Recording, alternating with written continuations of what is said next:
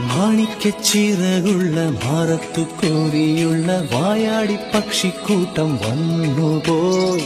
കാടൊന്നു കാണാനായി കൂടൊന്നു കൂട്ടാനായി ആകാശപ്പുഴ നീന്തി കുതിച്ചുപോയി. കണ്ടു മലനിര